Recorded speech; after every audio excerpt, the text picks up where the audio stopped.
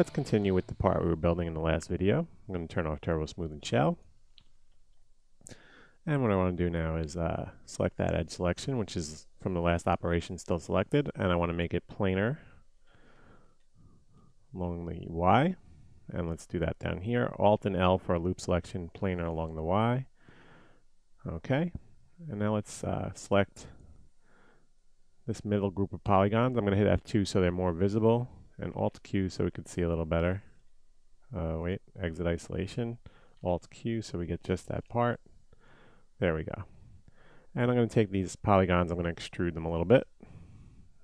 Right click that value out, and I'm going to do it manually, left click and roll it out. I'm going to probably go half that and do a second one. There we go. And let's add the shell and the Turbo Smooth really quick. The shell is kind of going to distort everything now, so not a big deal. We're going to come here to edge, and we're going to grab this loop, Alt and L. We're going to make it planar along the X, and let's just slide it. You can use edge constraints, but if you're grabbing that handle, the axis handle of Y, you'll be able to move it without any variation. Alt and L, make planar along the X, and let's just shift this out as well, just like that. And let's come up here, Alt and R, Control Shift and E, and let's move this edge loop up just to tighten these corners. We did this earlier on another part of the train. Doing the same process here. And we're going to just tighten up this model. So I'm repeating a lot of stuff. It's all ring selection. So Alt R, Control Shift and E, and then I'm using the Move tool. F4, Turbo Smooth, and let's give it 2 iterations on the Turbo Smooth. There we go. We're going to get rid of the shell because with all the actions we just did, it's just not going to look right if we add a shell to it. So what we can do now is go border. Select that border and shift drag it back, just like that. Maybe one more time. Okay, and let's cap it off. And now what we can do, we can use P connect and just control. We've done this before too. I'm holding down control, I'm not letting go. And I'm just creating edge loops by going between the verts at the top and the bottom of the mesh. F3 so I could see a little better. Okay, and control. There we go. And now I'm going to do, I've got one stray one there.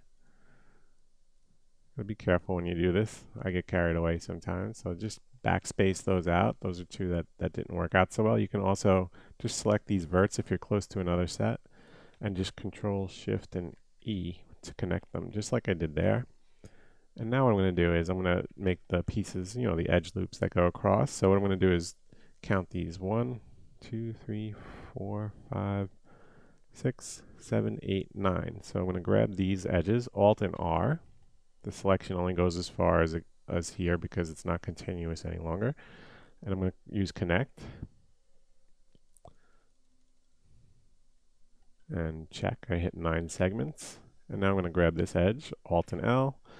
Just going to move the edges to align with the edges that are along the side there. So I think you guys can handle this.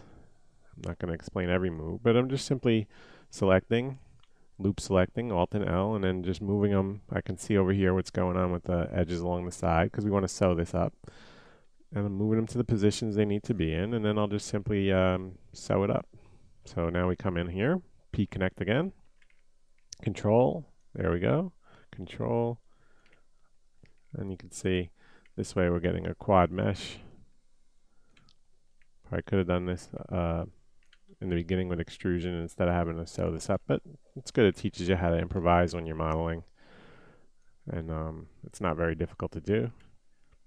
We're almost done actually, and when we're done with this, you know, we have a piece that's pretty much where we need it to be. We're going to add some hardware to it. I'm exiting isolation. P and Z, I'm going to zoom in. And I'm going to use the W for move. And I'm going to lock it with the space bar. And I'm just going to pull that out to where I can see a little better. Oop. Grab the whole object. Sorry about that. And pull it out. There we go. And I'm going to hit F3. And we also have to grab those two the rectangular boxes we made, the guide pieces. They're a little hard to see like this.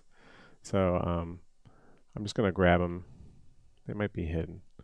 Let's see, unhide all. No, there we go. And now what I want to do is pull that right out, just like that. Maybe drag it down a little bit. And I'm going to scale it a little. It might not be right, but it just feels good. Okay, and we put a pivot in here. We're going to put some bolts on it as well. So I'm going to quickly, rather than go into the hardware layer, hit your space bar because we're still locked. Unlocks selection. I'm going to grab this bolt. I'm going to shift and drag it forward as a copy. I'm going to align it to this new piece, this little piece we just created. Pull it back a little bit. Drop it down. There we go. And when I get it kind of where I want it, I'm going to zoom in a little bit more. There we go. I'm going to position it by hand, and I think we want like a few of them along the bottom here. Let's go 4 instances. Okay, that looks good. And let's grab these and put them up to the top as well. Just like that. Okay, F4 so we see what's going on. Let's name this piece, I'm just going to call it drive underscore slider.